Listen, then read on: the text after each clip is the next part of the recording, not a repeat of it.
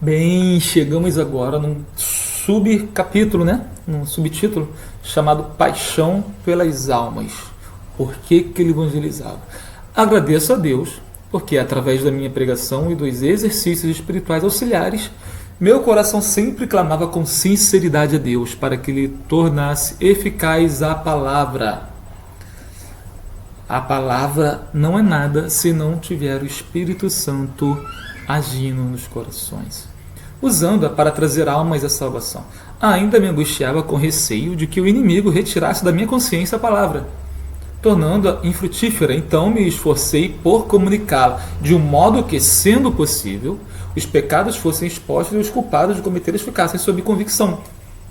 Olha quantos conceitos maravilhosos nós temos nesse pequeno parágrafo. Através de minha pregação e dos exercícios espirituais auxiliares, agradeço a Deus porque através da pregação, o expor a palavra, o botar para fora, praticar o dom dado por Deus, e dos exercícios espirituais, oração, leitura da Bíblia, jejum, enfim, louvor, meu coração sempre clamava com sinceridade a Deus. Então ele tinha aí uma consciência plena de que ele estava sendo sincero e honesto para consigo mesmo em relação a Deus. Ou seja, não estava sendo religioso, não estava fazendo apenas para mostrar às pessoas, não estava fazendo orações repetitivas. Falando em oração, ele tem inclusive um texto muito bom, texto-livro, né? Chamado Tratado sobre Oração. É fantástico. Tem disponível na internet. Coloca lá Tratado sobre Oração, John Bunyan, PDF. Você vai achar muito bom. Fazer assim, vou deixar o link aí embaixo, o link desse livro. Cara, sem comentários. Você vê como que ele passou os sofrimentos dele, como que os sofrimentos ensinaram a ter uma comunhão com Deus. Ele fazia de Deus, basicamente, o seu psicólogo, o seu psiquiatra, o seu melhor amigo. Falava tudo o que tinha para falar, clamava, simplesmente chorava, e clamava, e falava, e perguntava, e pedia, e ouvia, e refletia, simplesmente ensinando a gente, né, cristão, que às vezes a gente pensa que está orando, quando na verdade está só repetindo palavras, ensina realmente a entrar na presença de Deus, não com fórmula, não com passo a passo, mas ele simplesmente dizendo como eram as orações dele e, de certa forma, trazendo teologia, trazendo a Bíblia para dentro da oração. O que uma oração é, o que ela não é. Beleza? É muito bom, vale muito a pena ler. Ainda me angustiava com receio de que o inimigo retirasse da minha consciência a palavra. Então ele tinha medo. Repara, quando a gente para observar de onde vinham essas crises dele, geralmente tem um medo no fundo, um medo enraizado. Ele tinha medo de não ir para o céu, ele tinha medo de que Deus não ouvisse, ele tinha medo de que o inimigo retirasse a palavra de Deus do coração dele, e aí vinham crises. Então esse medo tinha como também uma das causas a falta de comunhão, falta de fé que ele tinha no início. Com isso ele foi adquirindo força para vencer o medo, com a fé aumentando, com a palavra de Deus penetrando no seu coração, conhecendo versículos, estudando os textos bíblicos, estudando a palavra. Ele foi experienciando em seu ser, em seu coração, em sua mente, a palavra de Deus, que lança fora todo o medo. O verdadeiro amor lança fora todo o medo. E aí quando ele percebeu, calma aí, Deus é bom, Deus é misericordioso, Deus me ama, Deus me perdoa, eu posso confiar em Deus que tem a salvação apesar de ser quem eu sou, e não preciso temer o diabo porque Deus é muito Não tem nem como colocar em comparação, né? É só a própria palavra já diz, porque eu tenho Deus, simples. Porque Deus está comigo, porque Deus é bom, porque eu estou sob a graça de Deus. E ele adquiriu essa convicção estudando a palavra de Deus. Olha para você ver como que a palavra de Deus, ela foi feita, a Bíblia, ela foi feita justamente para o ser humano conhecer a Deus. Olha que legal, ser humano Deus criou o ser humano. Está aqui, Adão e Eva. Adão, tudo bem, Adão? Oi, Eva, tudo bem, Eva? Ih, legal, pô, bom dia, boa tarde, boa noite. Comunicação direta, fluía. Aí o ser humano chegou, opa, desobedecer. Aí Deus já tinha falado antes, ó, se desobedecer vai ficar ruim pro seu lado aí, cara. Desobedeceu. Aí Deus se afastou. Aí o ser humano teve que se reconciliar com Deus através de derramamento de sangue de animais, né, de ofertas. E aí, depois Deus, pela sua misericórdia, falou, faz o seguinte, não precisa mais derramar sangue animal, não. Eu mesmo vou descer aí em Jesus Cristo, vou morrer para salvar, vou derramar meu sangue, o sangue do meu Filho único, e por amor de vocês. Eu amo tanto vocês que mesmo vocês me desobedecendo, eu mesmo vou pagar o preço pela morte. Eu mesmo vou derramar o meu sangue para cobrir o sangue de vocês. A minha morte vai cobrir a morte de vocês. Vai substituir. Beleza. Aí Jesus veio, aí o ser humano, através de Jesus Cristo, pode fazer o quê? Se reconectar com Deus.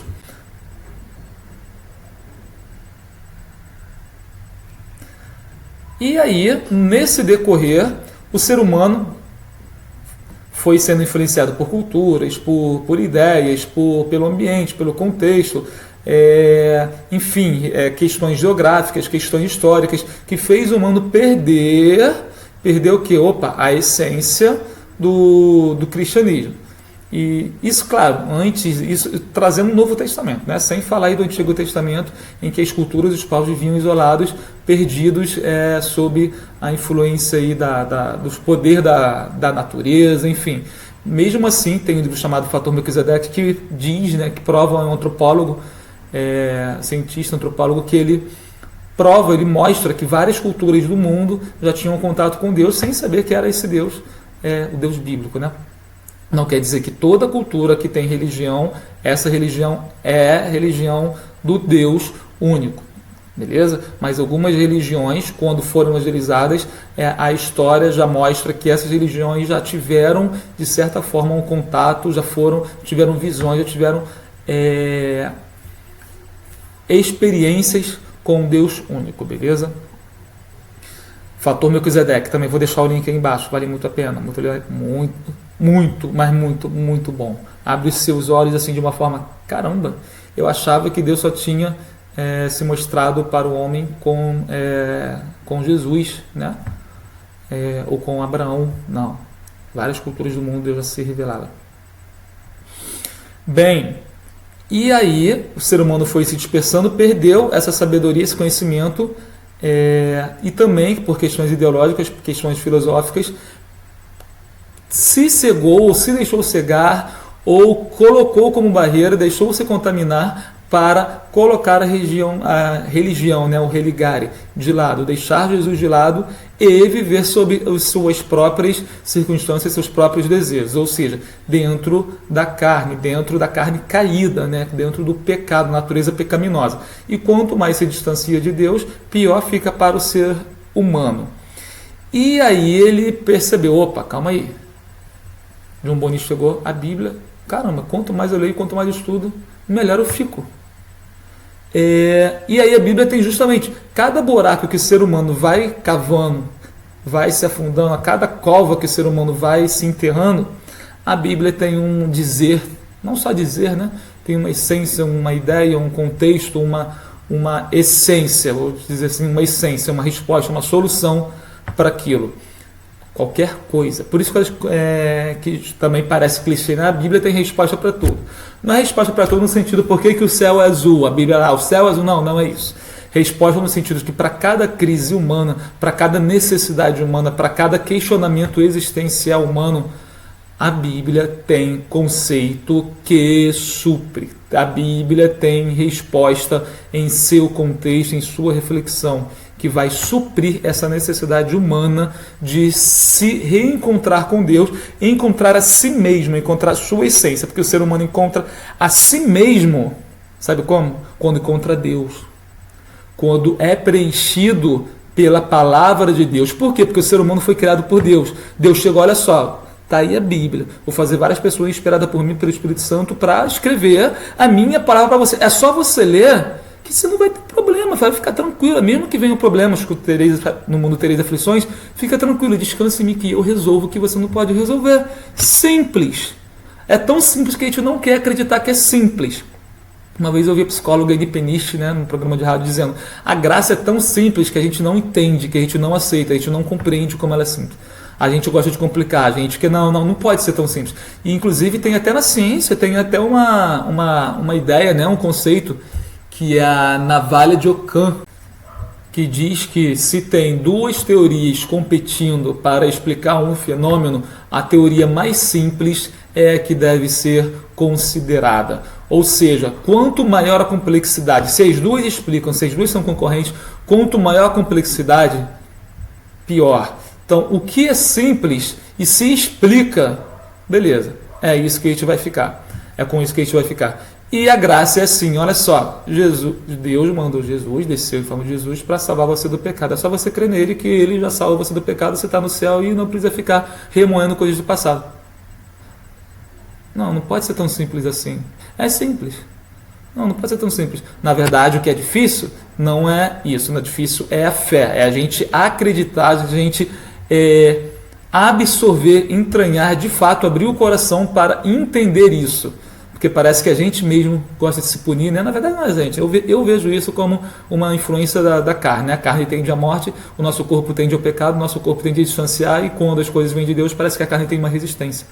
Parece que o pecado que habita em nós tem uma resistência, e o próprio acusador, né, o próprio inimigo, o próprio diabo fica ali colocando coisas na nossa mente para dizer: não é tão simples assim, Deus não é tão bom assim, isso é só religião, isso é só palavra, isso é só mera psicologia.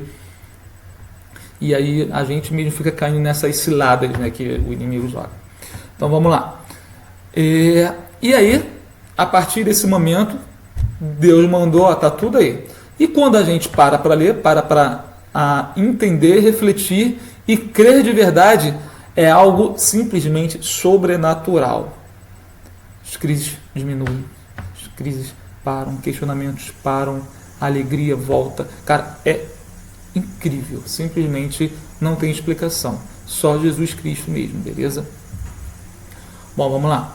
Além disso, quando eu estava concluindo as pregações, tinha um pensamento de que a palavra poderia cair como chuva em lugares rochosos. Contudo, ainda tinha este desejo no coração: mas se aqueles que me ouviram falar hoje pudessem ver como eu vejo o que são o pecado, a morte, o inferno, a maldição de Deus, e também o que são a graça, o amor e a misericórdia dele por meio de Cristo para pessoas no estado em que elas estão separadas de Deus. Muita gente, quando lê esse livro Graça Abundante, vê nessa autobiografia de Bunyan um exagero da parte dele, vê em coisas da imaginação dele, vê como se ele tivesse imaginado. Cara, como eu já falei no início, né? Não menospreze o sofrimento de ninguém. O que é grande para você pode ser pequeno para outro. O que é pequeno para você pode ser grande para outro.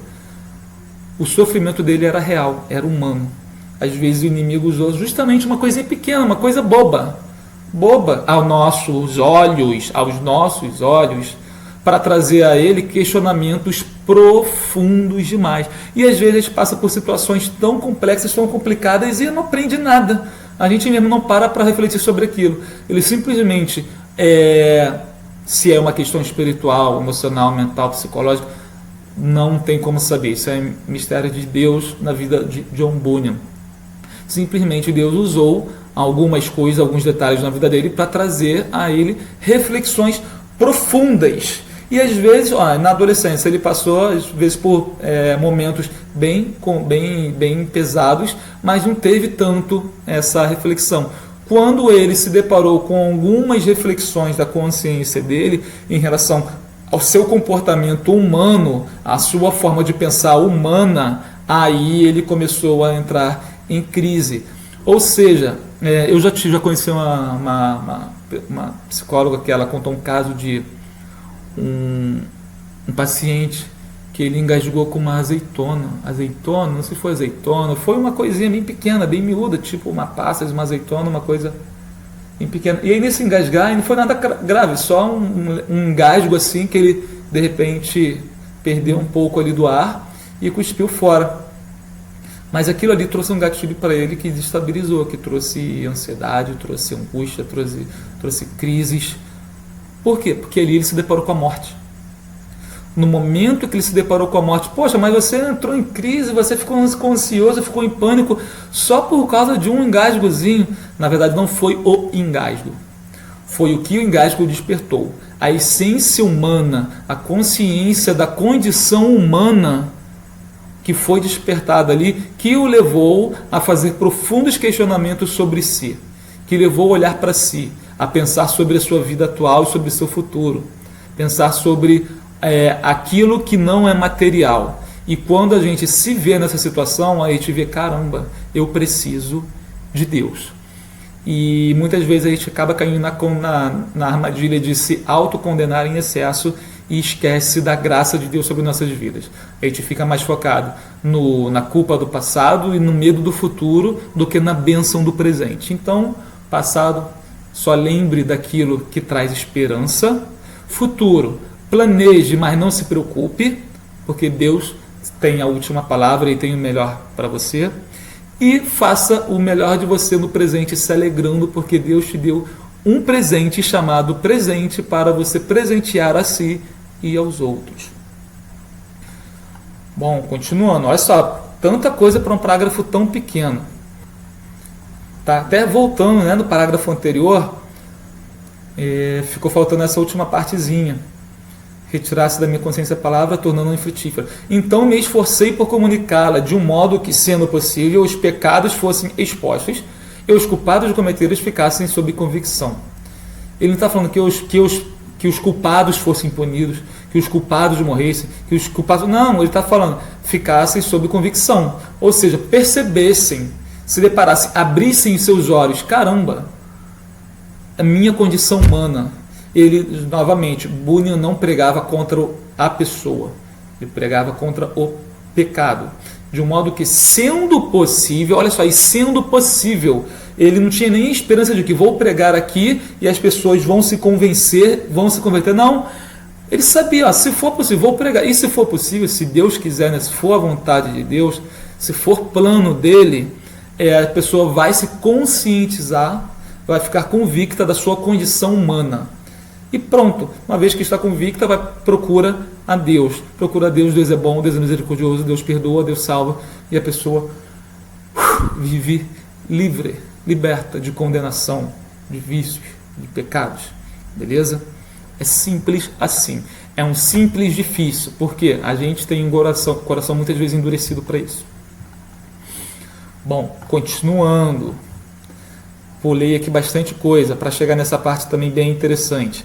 Para mim, a salvação deles era como se eu possuísse moradas boas e grandes, e terras e senhores ricos naqueles lugares onde meus filhos nasceram. Meu coração tanto se envolveu na glória desse excelente trabalho que me considerei mais abençoado e honrado por Deus do que se ele me tivesse feito imperador do mundo cristão ou o senhor de toda a glória da terra sem o seu chamado. O mundo cristão aqui quer dizer o Ocidente, né? Um mundo conhecido lá na Inglaterra, o que estava ao alcance dele, de toda a terra do Império.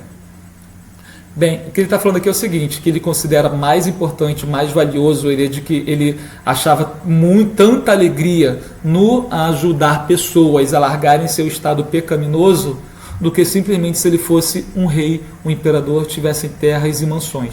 E ele via isso como cada vez que ele via que as pessoas deixavam o pecado e iam para Deus, eles sentiam um regozijo tão grande que era como se os filhos deles estivessem morando em lugares maravilhosos, em lugares lindos. Ou seja, resumindo, ele ficava extasiado e super feliz, maravilhado, quando via pessoas se rendendo a Deus. Ele tinha amor às pessoas que estavam sofrendo, amor aos perdidos, amor aos angustiados, amor aos aflitos, amor aos contritos, amor às pessoas que estavam em crise. Você pensa que crise de ansiedade, pânico, depressão, bipolaridade, suicídio? Você acha que isso é exclusividade do século XXI? Você acha que não existia isso antes, não? Sim, na Bíblia você encontra pessoas com ansiedade, com depressão, com psicossomatização. Exatamente. Com tantas dores aí, tantas coisas que a ciência hoje ela está associando. A ciência já percebeu, né? Que a mente influencia o corpo. Só que a ciência ocidental, infelizmente, a medicina ocidental, ela só quer tratar quando vê sintoma. Ela não é uma medicina preventiva. A Bíblia é o maior medicamento preventivo que existe.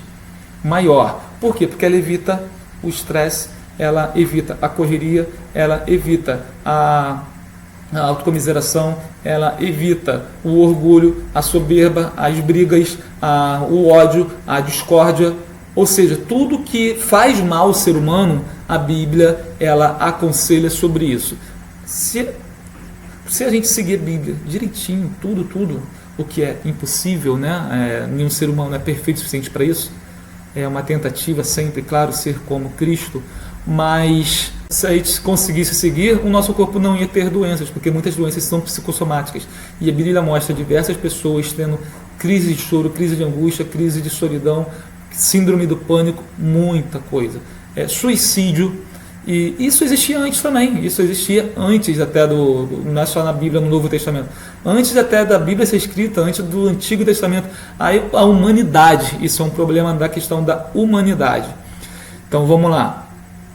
E aí Bunyan se alegrava quando via as pessoas deixando seu estado, porque assim elas adquiriam vida, elas perdiam, acabavam com os seus medos. O medo era cortado pela raiz, o medo da morte, o medo de não ser salvo, o medo de não ter jeito. Tem muita gente que fala, a pior frase do mundo é: o ser humano não tem jeito, essa pessoa não tem jeito. Isso aí, tem que matar porque não tem jeito, não. A pior frase, a frase que o diabo mais gosta é essa: o ser humano não tem jeito. Quando Jesus vem e fala, na verdade, todos têm jeito. Jesus veio para os sãos, Jesus veio para os doentes e não para os sãos. Os doentes. É por isso que muita gente que tem preconceito com a igreja fala assim: porque o pessoal da igreja se acha certinho, melhor que todo mundo. Não. É o contrário.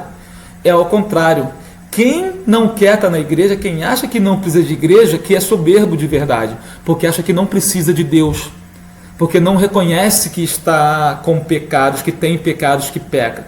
Quem está na igreja é porque reconhece que peca, reconhece que é pecador, reconhece a sua condição humana, sabe que precisa de Deus, então recorre a Deus para justamente ajudá-lo a sair dessa condição e a não pecar mais. Como a gente é ser humano, a gente não é perfeito, uma vez ou outra sim, a gente vai pecar, a gente acaba pecando, só que o intuito é pecar sem querer pecar, não é que a gente vou pecar mesmo, não, pô, caramba, pequei, poxa, infelizmente, caramba, cometi esse erro, cometi essa falha, caramba, poxa, como Paulo disse, né, o mal que eu não quero fazer eu faço, o bem que eu quero eu não faço. Então, mas essa ideia, não precisa de igreja não, passou uma pessoa boa, a Bíblia fala, não há nenhum bom debaixo do céu, não há nenhum justo você quer. Nenhum ser humano escapa. Você pode aí fazer a maior, ser a pessoa mais caridosa do mundo, não é isso que vai te salvar, é só o sangue de Jesus Cristo. Por quê? Porque pelo menos um pecado você tem na vida, mínimo nenhuma mentirinha boba, não tem, isso todos temos. Ou seja, a única saída para a gente é reconhecer Cristo. E a bondade, a caridade, ela vem de dentro. Ela não é algo que eu faço, não é religiosidade. Vou fazer para ser salvo. Vou fazer para Deus me abençoar. Vou fazer para ganhar meu terreno no céu. Não. Vou fazer porque fui salvo. Vou compartilhar. O amor que eu recebi, eu vou compartilhar.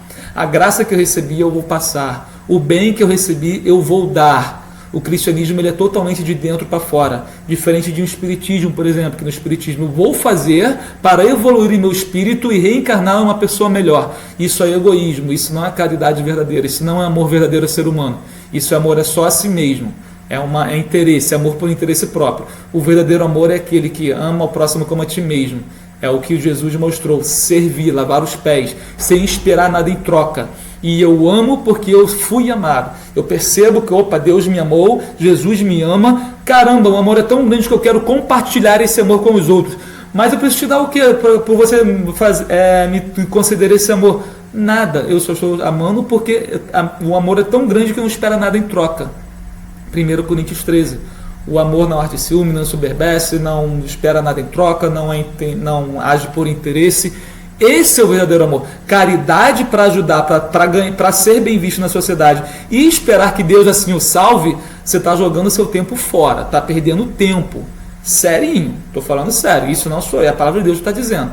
Então, quer ganhar a salvação? Reconheça Jesus Cristo como Salvador. Acabou. Reconheça que é pecador e que Jesus Cristo é o único que pode salvar. Acabou. Quando você entende isso, simplesmente você transborda de alegria, transborda de amor. Pode não ser naquela hora ali, mas é um processo. Vai chegar uma hora na sua vida que você, caramba, vai se sentir tão abençoado, que largou tantos vícios e comportamentos que te faziam mal. A leveza de Deus vai te preencher de uma tal forma.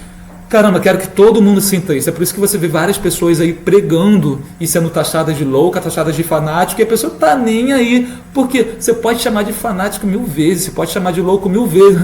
Cara, eu nunca estive tão são na minha vida como quando eu resolvi cair dentro da Bíblia. A pessoa vai dizer para você, eu nunca estive tão equilibrado na minha vida. Há um caso ou outro, claro, há suas exceções, como em toda situação. Existem fanáticos políticos, fanáticos religiosos, fanáticos da ciência. Isso é questão de ser humano, não tem nada a ver com o cristianismo, não. Agora, muita gente vai poder te afirmar, eu nunca estive tão equilibrado na minha vida quanto eu sou hoje. Pô, mas antes você era uma pessoa assim, tal, e hoje você só fala de Deus, só fala de Cristo. Justamente porque eu encontrei o equilíbrio.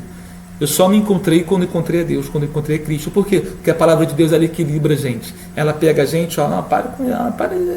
centra. A Bíblia centraliza a gente. Quando as filosofias e ideologias do mundo falam, você pode fazer isso, pode fazer aquilo, ninguém vai te culpar, ninguém vai te julgar, ninguém vai te acusar. Aí a gente se perde dentro da gente. Quando a gente olha para dentro da gente e fala, quem eu sou, vou procurar o meu ser, vou procurar a minha identidade, como? Dentro de mim, vou experimentar isso, experimentar aquilo outro, vou viver isso, vou viajar o mundo inteiro para me encontrar, vou experimentar vários tipos de sexualidade e amor para me encontrar. Cara, você vai se perder mais e mais e mais. Vai se perder tanto que você fala, caraca, eu me perdi totalmente, eu não consigo saber nem quem eu sou, porque agora eu já misturei tanto, tanta filosofia e ideologia, que eu não sei nem quem eu sou.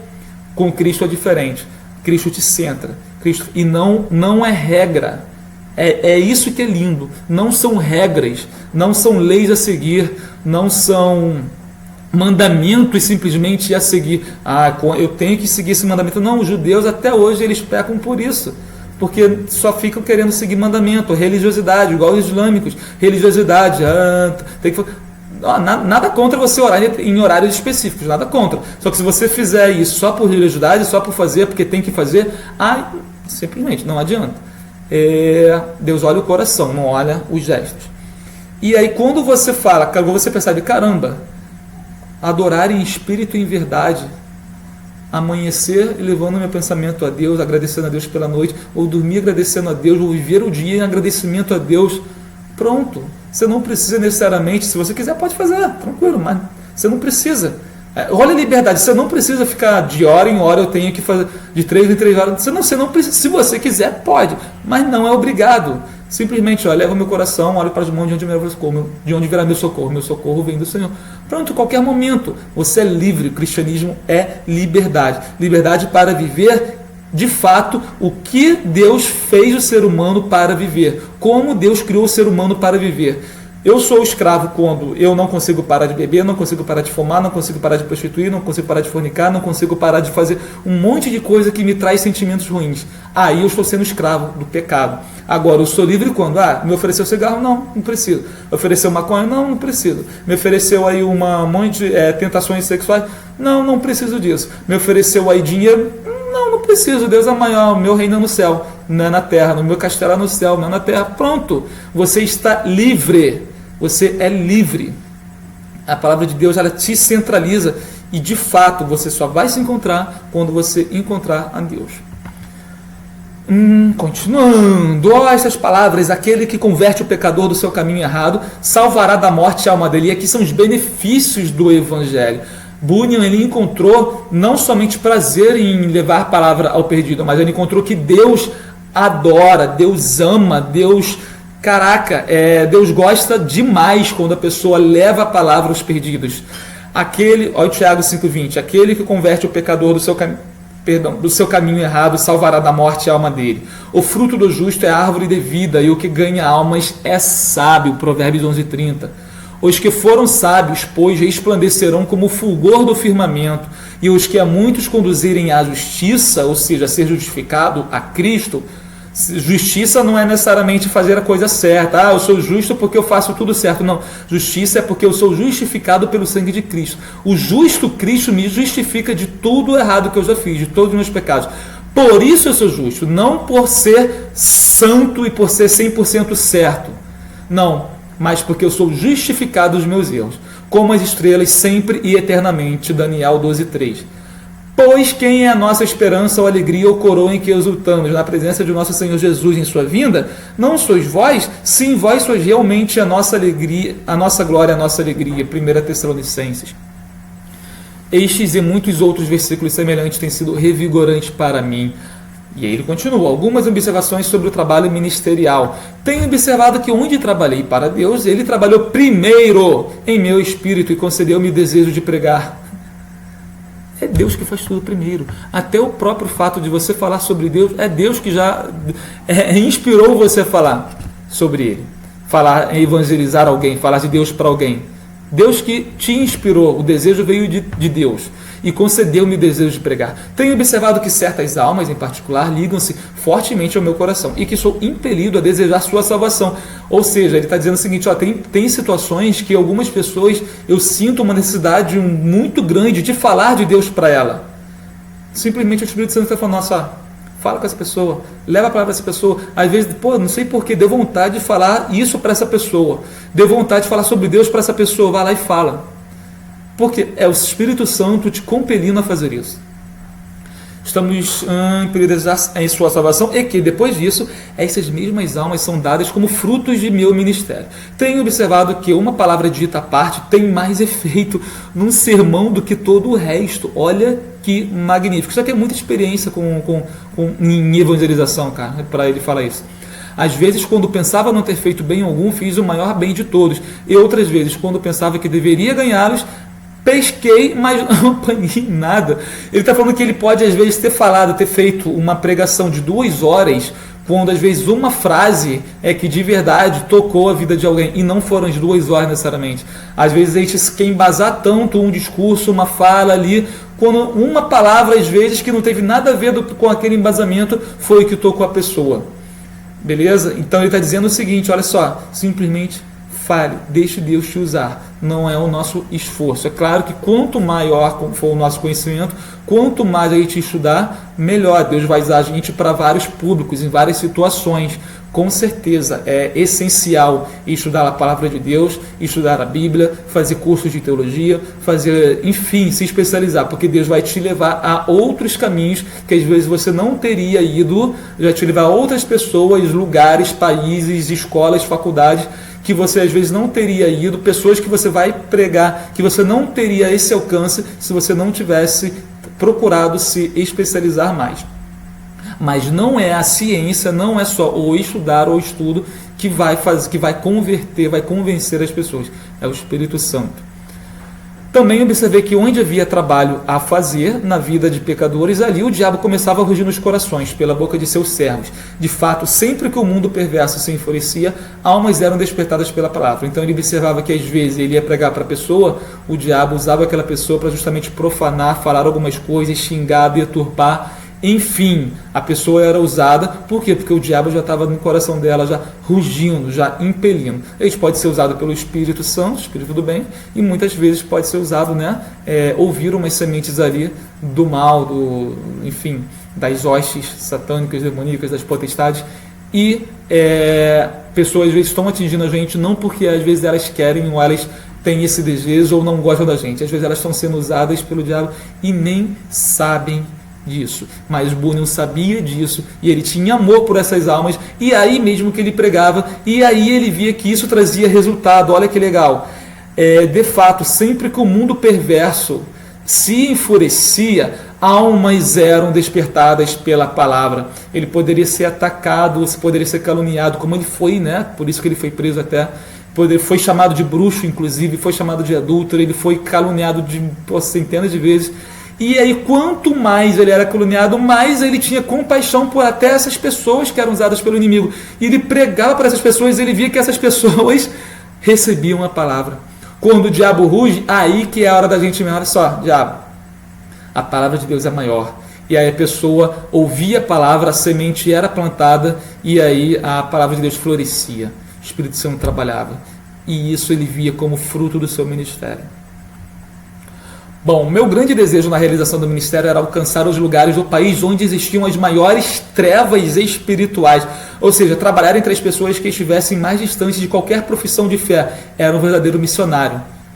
Esse desejo não resultava do fato de que eu não conseguia suportar a luz, ou seja, ele não pregava para pessoas necessariamente, né? Não que ele não fazia isso nunca, mas o alvo dele não eram pessoas que já conheciam a Cristo, ele não simplesmente se alegrava em fazer um sermão expositivo para mostrar um conhecimento, não porque ele tinha medo das pessoas que já conheciam a Deus, não porque ele tinha medo da luz de Cristo, mas pelo contrário, porque ele sabia que ali o Espírito Santo já estava trabalhando. Ele queria ir onde não havia Espírito Santo, onde Deus ainda não tinha chegado, porque não tinha gente para levar aquela palavra, ou seja, a seara é grande, os trabalhadores são poucos.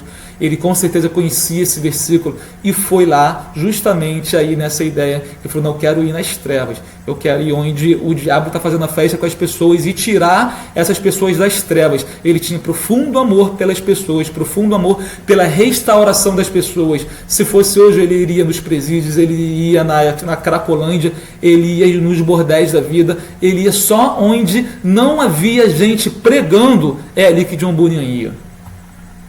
Bom, e sim, porque me inclinava mais ao trabalho de despertar e converter almas, e a mensagem que eu levava também se referia mais a esse tipo de pessoa.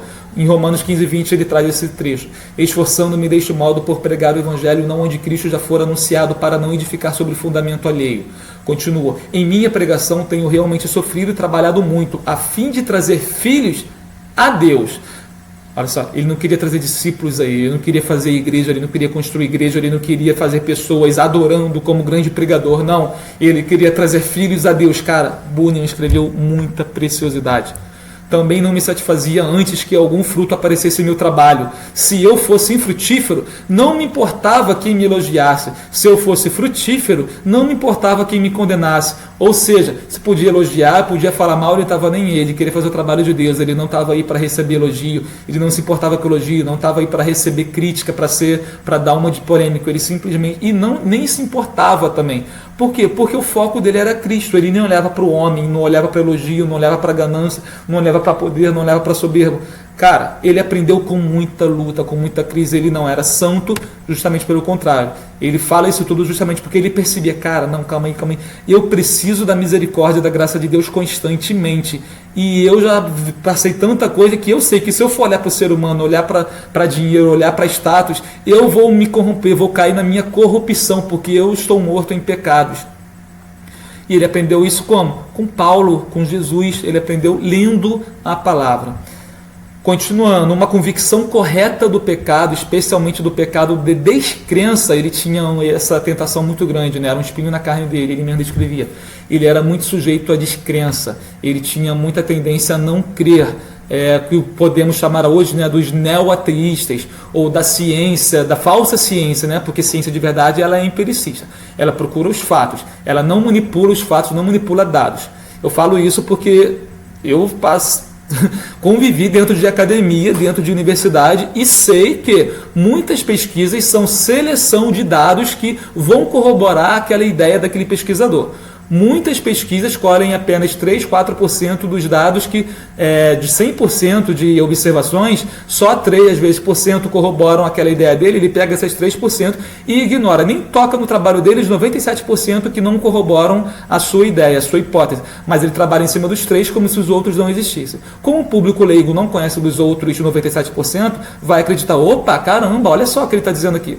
Infelizmente, a má ciência ela é ideológica. Existe a boa ciência e o bom cientista. Isso sim deve ser levado em consideração, isso sim a gente deve correr atrás. E aí, muitas vezes, né, esses pseudocientistas, eles se agarram na forte crença de que Deus não existe. A premissa dele é, eu só acredito no que vejo. Só que olha só que legal, cara. Ele não vê o átomo, mas ele sabe que o átomo existe. Ele sabe que o sentimento existe, ele não vê as moléculas, as trocas de átomos, né, de substâncias, de elétrons ocorrendo dentro do interior dele, dentro do cérebro dele, a eletricidade percorrendo, os neurônios percorrendo o seu cérebro, mas ele acredita fielmente que tem cérebro, que tem ligações eletroquímicas ocorrendo no seu cérebro. Ele faz bombas nucleares com pressupostos de que ele não vê, pressupostos físicos, que são os átomos e os elétrons, faz pressupostos aí espaciais, com base simplesmente no que ele vê simplesmente em fórmulas matemáticas. Ele fala que tem tantos milhões, poxa, mas com base em quê? Com base em velocidade da luz, com base em algumas medidas físicas, mas que não dão a ele a certeza de que ele viu, que ele tocou, que ele presenciou sobre aquilo que ele afirma. Ele afirma com base em cálculos matemáticos, cálculos físicos. Mas aí, para isso, a ciência dele existe, né? Mas para dizer que Deus não existe, para afirmar essa premissa, ele já traz, né, a premissa de que Deus não existe, eu só posso trabalhar em cima do que eu vejo. Bom, então essa é a descrença que infelizmente muitos hoje caem, de que Deus não existe, com base num status intelectual, num status social, inclusive até de importância, de qualidade humana. Eu sou mais inteligente que qualquer religioso, porque eu trabalho em cima da ciência, eu trabalho em cima só do que eu vejo, do que pode ser provado e comprovado fisicamente, materialmente. Bem, aí ele se considera um ser humano melhor, se considera mais inteligente, se considera mais evoluído. Só que quando na verdade o cérebro que está mais abstrato, em termo até mais consciente de si mesmo, são pessoas que pensam sobre si, espiritualidade, religiosidade. Isso, inclusive, artigos científicos, vou colocar aqui embaixo o link, universidades já comprovaram através de testes que pessoas religiosas são mais tolerantes que não religiosos. Isso é uma morte para um ateu. Nunca, jamais, pessoas religiosas têm maior poder de abstração do que pessoas não religiosas. Como isso? Não pode. Sim, pelo fator que eu já acabei de explicar. A abstração que o cérebro faz para entender a si mesmo, entender a abstração religiosa, a metafísica, aquilo que sai de si, sai do material, sai do que está vendo, e vai pensar sobre o além, sobre o outro, e isso faz a gente ter uma amplitude maior de raciocínio e de reflexão. Bem, tentações no trabalho ministerial. Contudo, nesta obra, como em todas as outras, tive tentações de vários tipos. Às vezes, em meu trabalho, eu era atacado com grande desânimo. Medo de não ser capaz de pronunciar uma única palavra de edificação, ou até de não conseguir falar qualquer coisa que tivesse sentido para as pessoas. Nessas ocasiões, uma estranha debilidade e falta de vigor sobrevinha ao meu corpo, de modo que minhas pernas mal podiam carregar-me ao lugar onde tinha de falar. Psicossomatização, sistema nervoso, a mente trazendo sensações e sentimentos que o medo, que a parte espiritual, a parte emocional, a psicológica traziam para ele, que os dardos lançados pelo inimigo traziam para ele. O medo às vezes o assolava ainda, mesmo quando ele já era pregador da palavra. Então ele estava sempre ali sendo afligido. Claro, uma constância bem menor, de uma forma bem mais leve, que ele já sabia lidar, ele já tinha armas vindas de Deus para lidar com aquilo. Em outras ocasiões, enquanto eu estava pregando, era violentamente assaltado por pensamentos blasfemos e fortemente tentado a expressar esses pensamentos em voz alta, na presença da congregação. Olha só, para você ver, ser humano que está pregando, evangelizando, cantando, não é perfeito, passa por dificuldades também. Não existe ninguém santo. Às vezes a pessoa que está lá falando, pregando, ela está passando às vezes por um sofrimento, por uma dor maior que a sua, mas o Espírito Santo está usando ela, que maravilha. Mesmo quando começava a pregar a palavra com bastante clareza, com testemunho fiel e liberdade de discurso, antes que chegasse ao fim, eu ficava tão desconcertado e desviado das coisas sobre as quais estava falando, e minha locução tão obstruída que eu parecia não saber nem lembrar o que estava fazendo, ou parecia que minha cabeça estivera numa sacola todo o tempo em que preguei. Ficava desnorteado, ele ficava às vezes, como se diz, né, em dissociação, né? Eu perdia às vezes a noção do que estava acontecendo ali por algum motivo. Qual o motivo é esse? Psicológico, espiritual, emocional?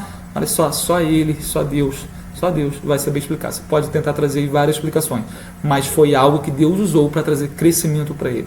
Às vezes, quando eu estava para pregar sobre alguma passagem penetrante e desafiante da palavra, o tentador sugeria: quê?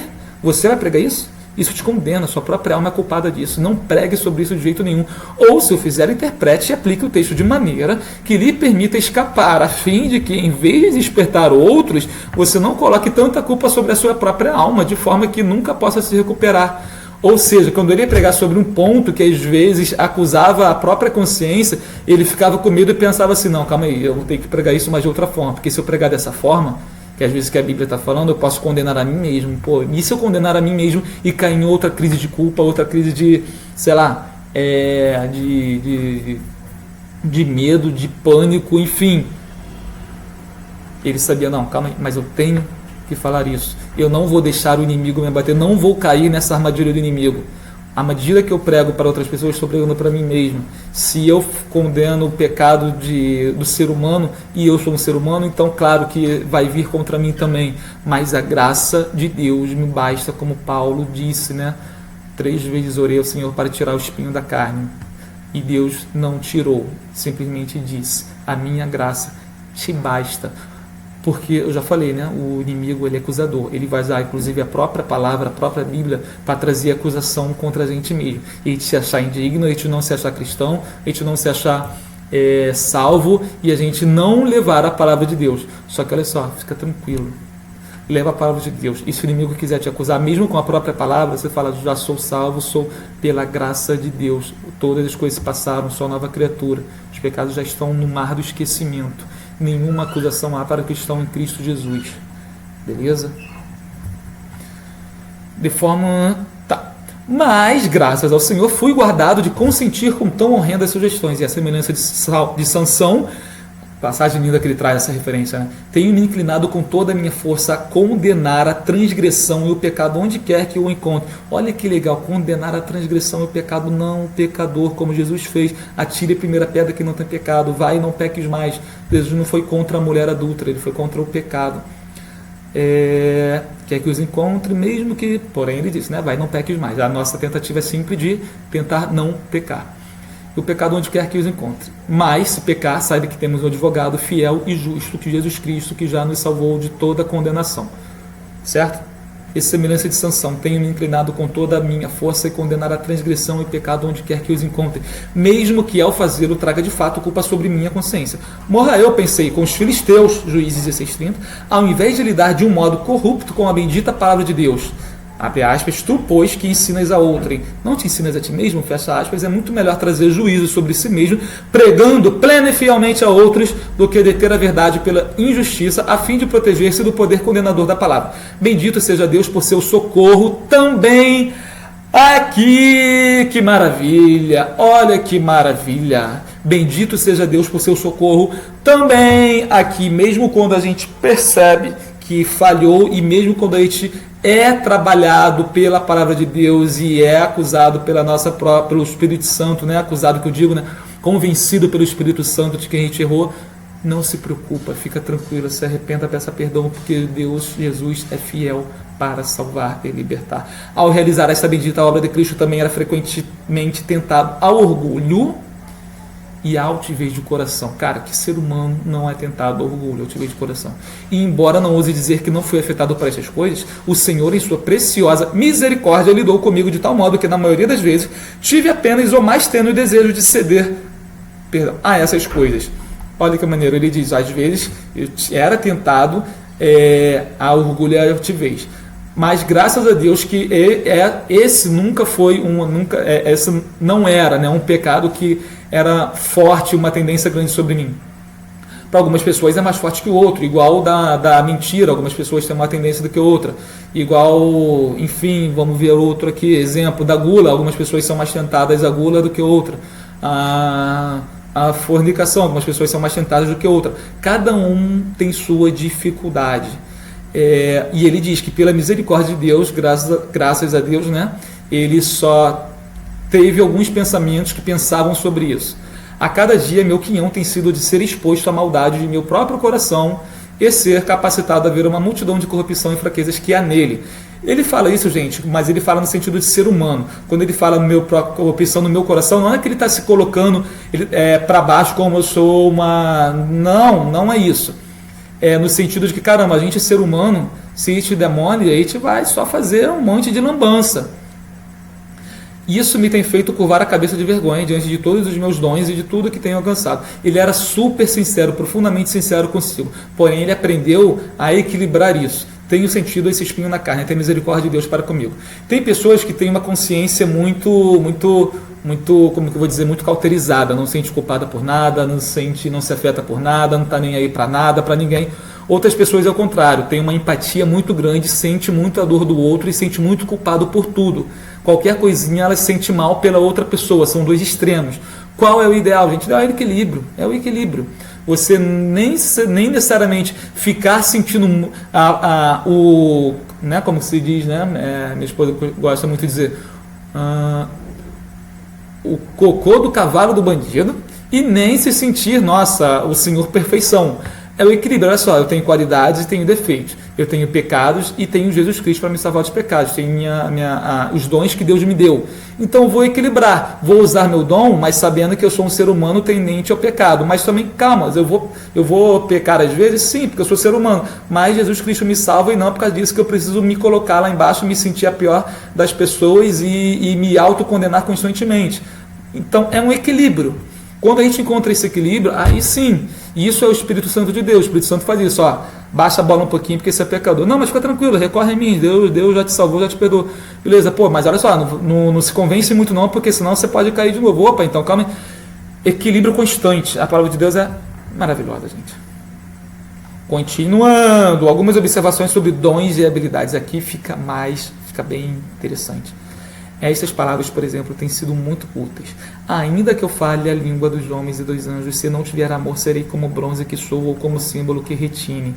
Era assim que eu via a situação presente e o futuro daqueles que possuem dons, mas não a graça salvadora. Estão nas mãos de Cristo, como o símbolo estava nas mãos de Davi, e como Davi podia, a serviço de Deus, tirar do símbolo música que elevava o coração dos adoradores, assim Cristo pode usar esses homens habilidosos por tocar a alma de seu povo na igreja. O que quer dizer esses dois trechos aqui? Ele está dizendo o seguinte: não basta ter dons, tem que ter amor.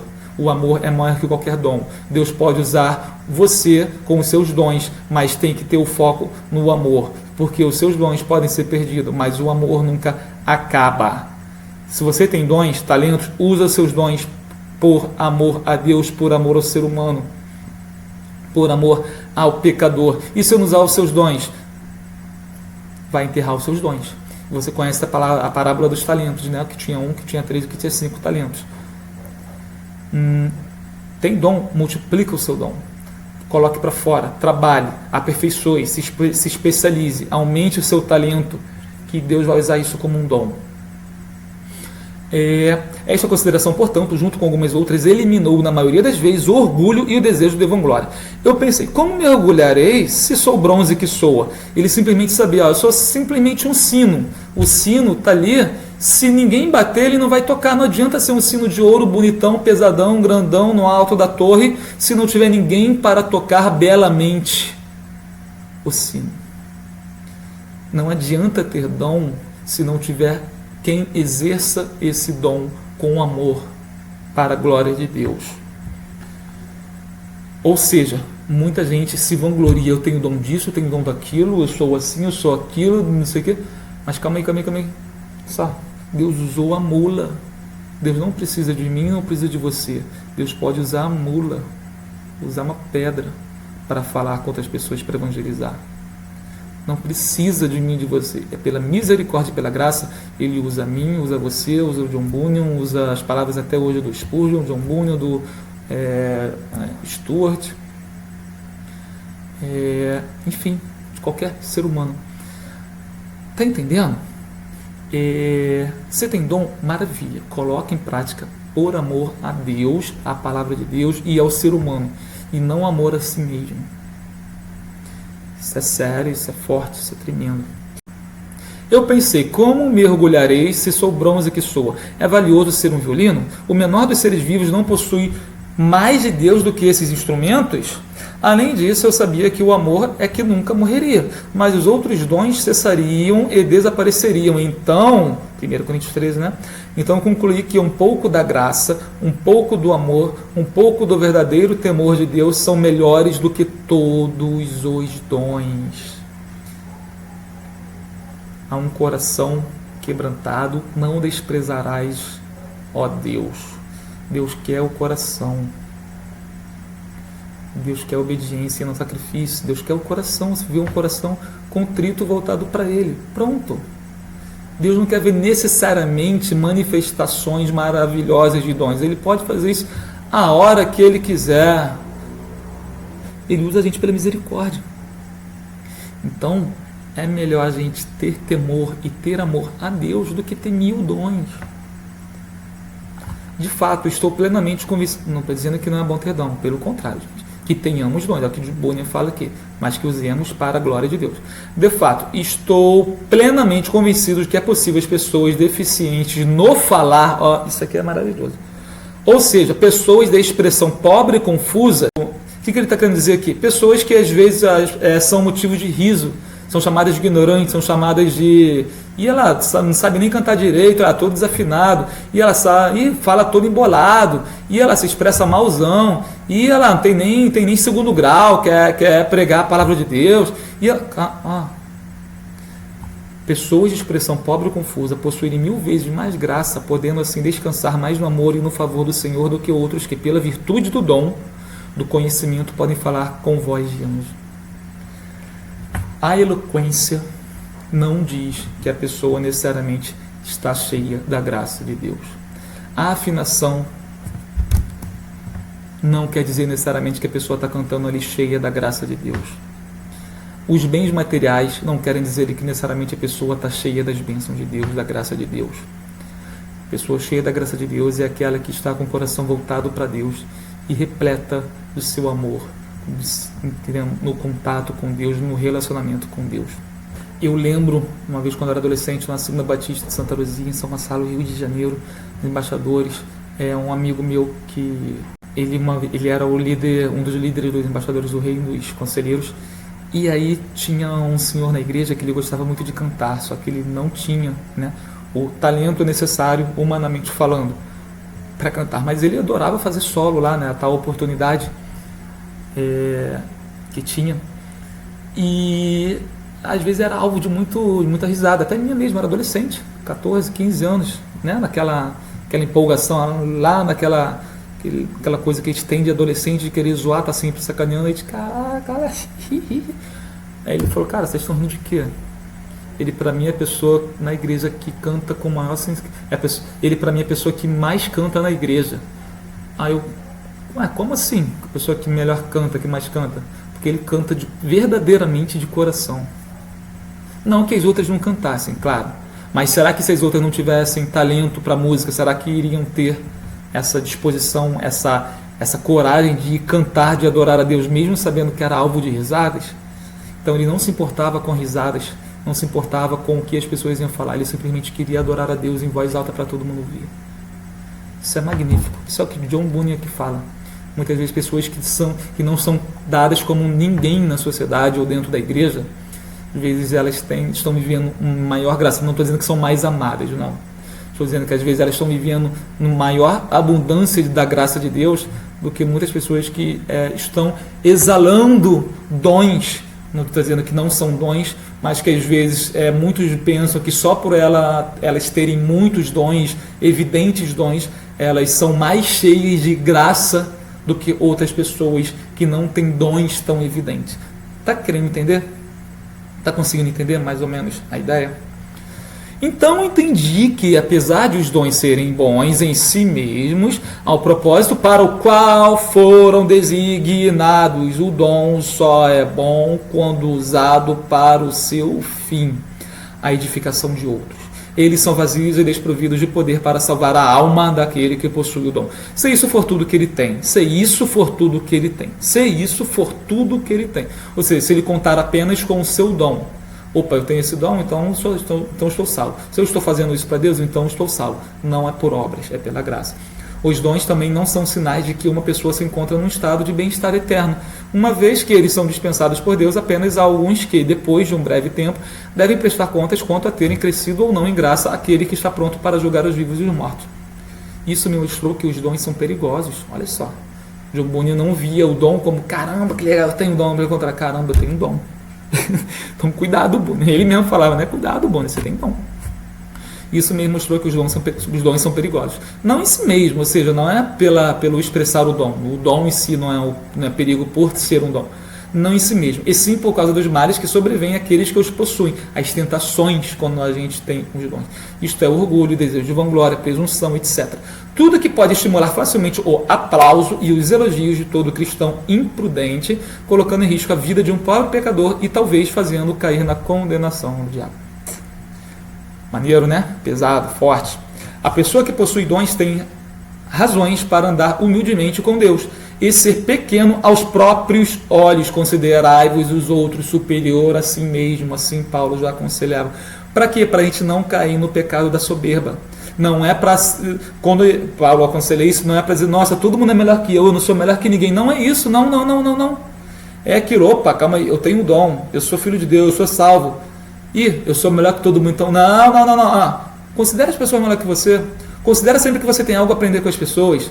Veja as pessoas sempre como pessoas importantes também. Valoriza o outro. Ame o próximo como a ti mesmo. Olha só, esse mandamento é o cerne do cristianismo.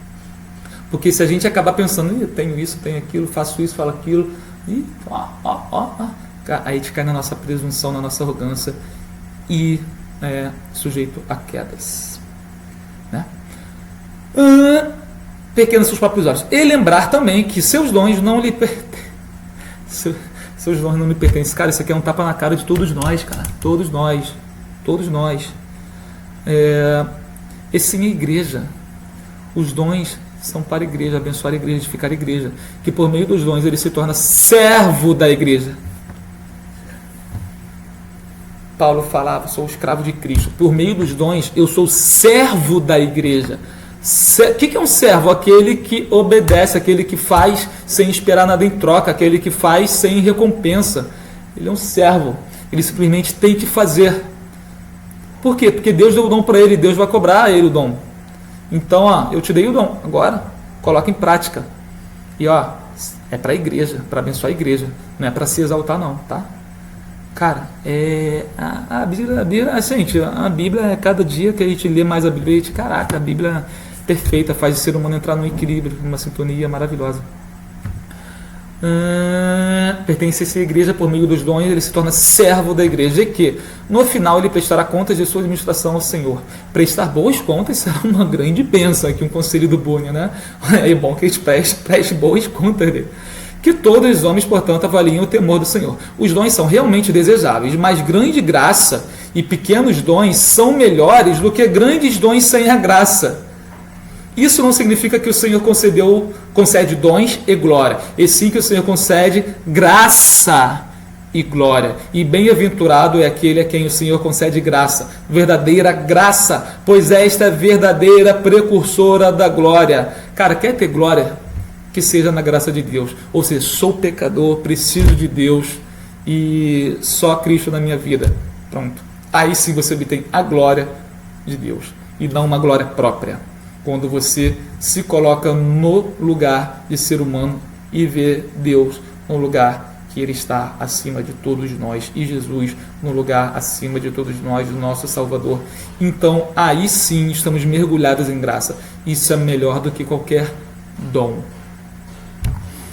Novamente, não que o dom não seja importante. O dom em si mesmo que não tem valia, né? O símbolo que tinha. Bem, então, por enquanto, é mais ou menos isso, gente. É um resumo de umas passagens muito relevantes, muito importantes que eu achei dessa leitura de John Bunyan, cujo livro eu nem sabia que tinha em casa. E Deus me deu a oportunidade de ler. E, cara, eu li, eu falei, cara, não, cara, tenho. Caramba, assim como a gente é abençoado pelas coisas, a gente quer abençoar também. Foi por isso que eu fiz esses videozinhos aí, para, cara, Às vezes esse livro pode não chegar nas mãos de muita gente, às vezes a pessoa não gosta de ler, tem dificuldade de ler, não tem tempo de ler, mas ela pode ouvir pelo menos um pouco sobre esse livro, do que o livro traz, as maravilhas que esse livro traz, de um grande teólogo, um dos heróis da fé, John Bunyan, que viveu, que bebeu, que entranhou a palavra de Deus em seus momentos de crise, de angústia, de aflição, de pânico, de medo, de ansiedade, de depressão, durante anos e anos da sua vida. Um cara que viveu tempos dificílimos, foi preso, totalizando 12 anos de prisão, perdeu mãe e irmã quando era já adolescente, perdeu uma esposa, tinha uma filha cega, enfim, um cara que sofreu e encontrou alegria na vida, apesar do sofrimento, através da palavra de Deus que preenche todo o nosso ser. Gente, Deus abençoe a todos vocês, que o Espírito Santo de Deus encha as suas vidas, as nossas vidas de graça abundante, superabundante, pela plena misericórdia de Deus, que possamos a cada dia nos vermos como seres humanos falhos, indignos, pecadores, mas remidos pelo sangue de Cristo, dignos pelo sangue de Cristo, somos justificados para vivermos uma vida abundante, uma vida leve, uma vida em processo de santificação, uma vida livre de pecado, livre de tormentas, de vícios, não por nosso mérito, mas pelo sangue de Jesus Cristo, nosso único, supremo Senhor. Amém.